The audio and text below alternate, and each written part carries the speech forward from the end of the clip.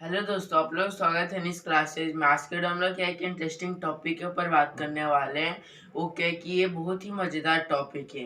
क्या है कि इस टॉपिक में सबसे पहले पढ़ने से पहले ये क्या है कि इस टॉपिक के बारे में बताते हुए ये क्या है कि चुगली वाला टॉपिक है। जैसे कि अगर आपको कोई बात कहे मतलब कि आपको आपके पास कुछ इंपॉर्टेंट बात है जो आप सिर्फ एक ही आदमी को है करने सिर्फ आप कहना चाहते हो, आप उसे करिए। लेकिन वो क्या किया कि दूसरे को बता दिया, तो क्या हुआ कि चुगली हो गया। तो इसी टॉपिक के बारे में हम लोग क्या कि आज पढ़ने वाले हैं। लेकिन इस वीडियो में हम लोग इंग्लिश का टॉपिक है क्या नरेशन, उसी को हम लोग इस वीडियो में क्या कि पढ़ने वाले हैं। तो चलो शुरू करते हैं। तो नरेशन होता क्या है? तो सबसे पहले मैंने आपको बता दिया कि नरेशन होता है कि हम लोग की नरेशन का मतलब ये होता है चुगली। जैसे कि आपने मेरे को कुछ बात बताई, मैंने किसी और को बताई, तो ये क्या होगा, ये चुगली हो गया। तो इसी को हम लोग नरेशन बोलते हैं। लेकिन आपने मेरे को बताया वो अलग मेथड से। जैसे कि आपने मेरे को बताया कि मैं कल स्कूल नहीं जाऊंगा, आपने ये बोला। फिर मैंने दूसरों को बता दिया वह कल स्कूल नहीं जाएगा। तो इस तरह आपने ये मेरे को बताया और मैंने किसी और को बताया। मतलब कि आपने बोला I not go to school yes tomorrow, और मैंने बोल दिया he not come to school, he not go to school tomorrow. तो आपने आई बोला, मैंने ही बोला। तो इसकी तरह से क्या कि अलग होता है। नरेशन आपने मेरे को बोला तो ठीक है, लेकिन मैंने दूसरों को बोला वो अलग मेथड से। तो इस मतलब कि ये क्या होता है कि चेंज कैसे करते हैं, तो उसी के बारे में हम लोग इस वीडियो में बताएं। लेकिन सबसे पहले नरेशन स्टार्ट करने मतलब कि मतलब कि कन्वर्ट चेंज करने से पहले आपको कुछ बातें ध्यान में रखनी चाहिए। सबसे पहले डायरेक्ट और इनडायरेक्ट। तो डायरेक्ट होता क्या है? तो डायरेक्ट मतलब कि जैसे मैंने आपको कुछ बात बताया, जैसे कि बताया आई आई नॉट इट, मतलब कि I was not go to school. तो ये मैंने आपको बताया।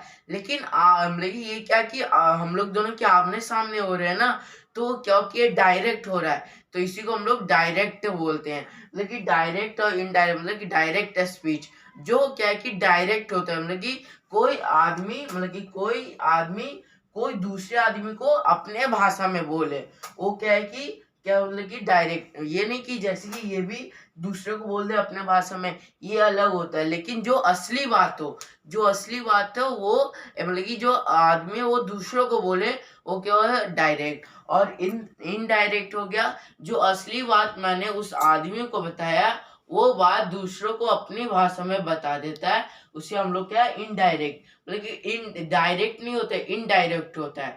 तो डायरेक्ट का स्पीच है when the speaker tell something about the to the people say by itself is known as direct or indirect.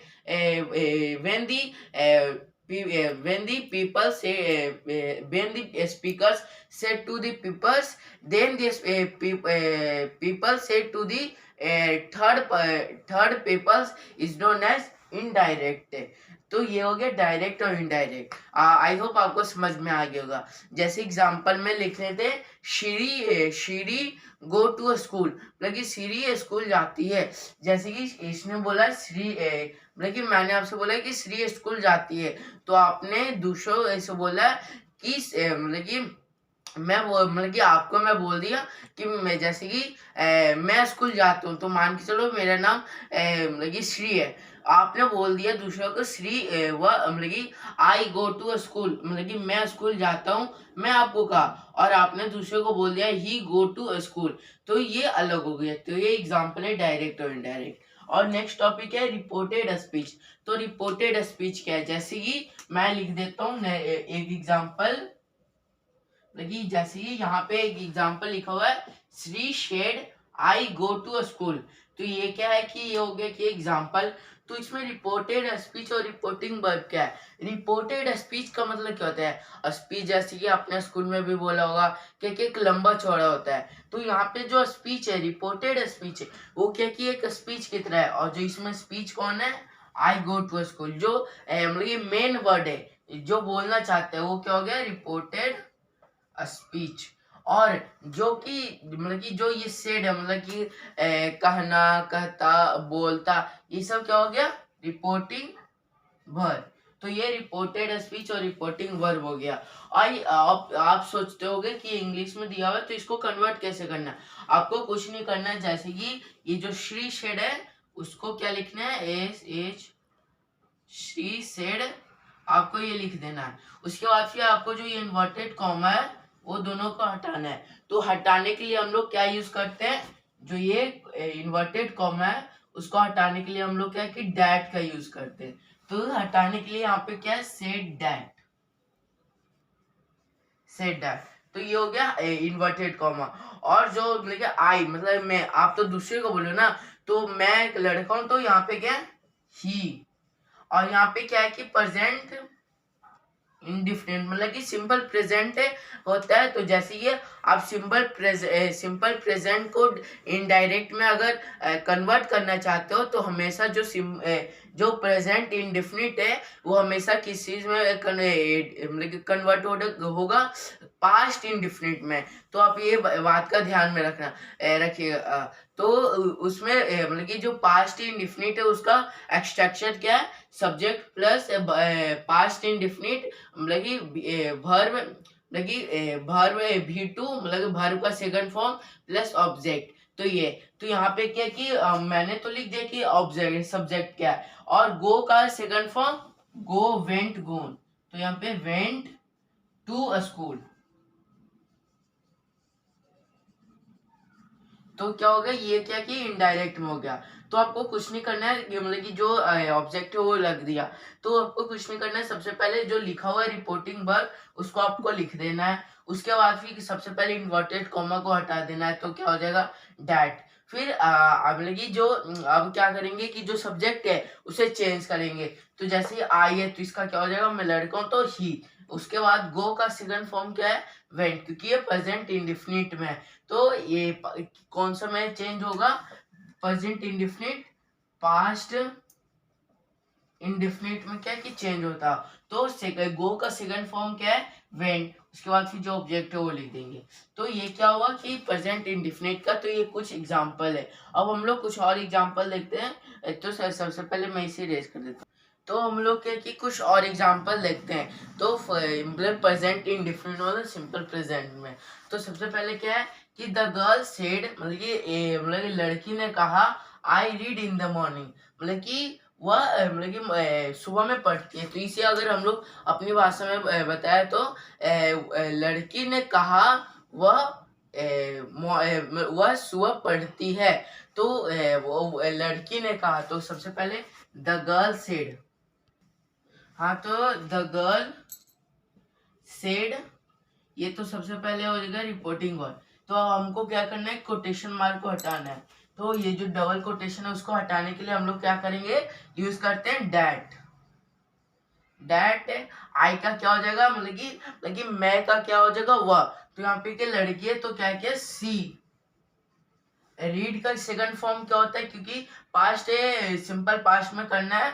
तो क्या कि रीड का रीड ही लगता है, लेकिन सिर्फ वहां पे स्पेलिंग रेड हो जाएगा, मतलब कि प्रोनाउंसिएशन मतलब बोलने के तरीका क्या है, रेड हो जाएगा, लेकिन स्पेलिंग सेम ही होता है। She read in the morning, she read in the morning. उसके बाद हमने की रेड तो हो गया, उसके बाद फिर अपना ऑब्जेक्ट ए लिख देंगे। तो इस तरह से क्या क्या आप कर सकते हो। सेकंड देखते हैं, दे सेड। तो कुछ मतलब कि दे सेड पहले लिखेंगे, दे सेड, फिर कोटेशन मार्क हटाएंगे तो क्या होगा, दे सेड डैट। फिर वी का क्या होगा, वी का हो गया दे। फिर प्ले का क्या हो जाएगा, सेकंड फॉर्म प्लेड। उसके बाद फिर क्या कि लास्ट में क्या, फुटबॉल।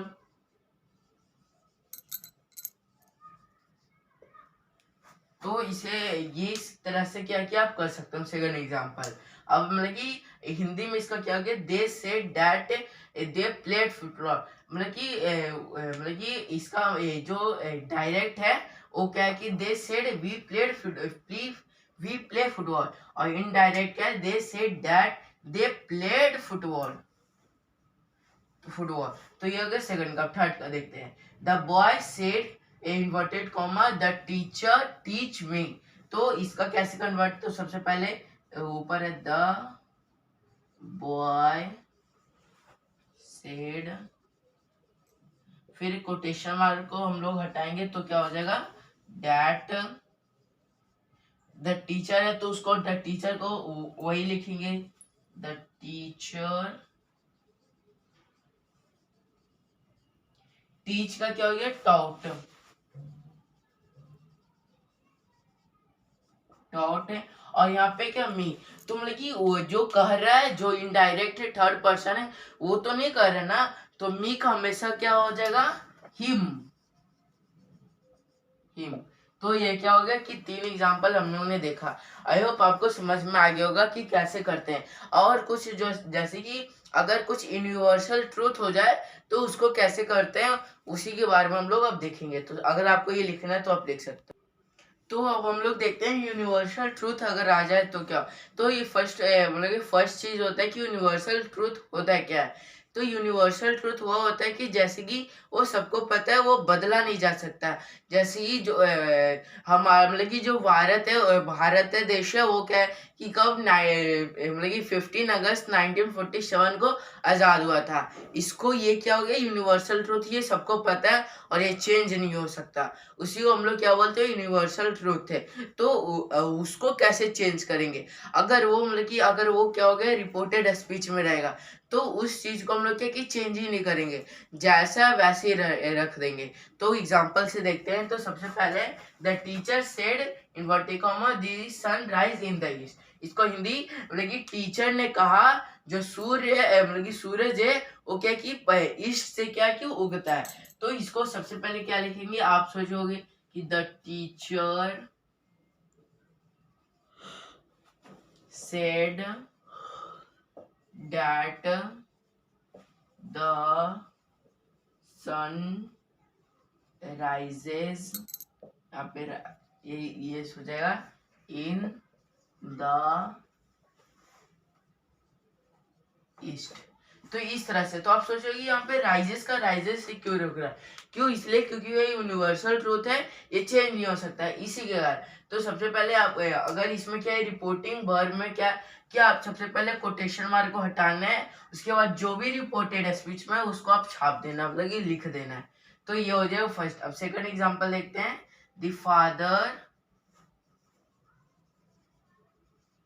फादर सेड, ये लिख देंगे, उसके बाद कोटेशन मार्क हटाएंगे, that honesty is best policy. तो इस तरह से क्या क्या आप कर सकते हो। तो ये नरेशन का आज हम लोग इस वीडियो में क्या किया, प्रेजेंट सिंपल प्रेजेंट टेंस पूरा खत्म कर दिया।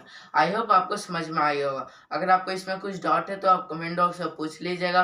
अगर आपको इसमें कुछ समझ में नहीं आएगा तो वो भी आप कमेंट बॉक्स में पूछ लीजिएगा। मैं मिलूंगा आपसे नेक्स्ट में, जब तक के लिए थैंक यू, बाय बाय।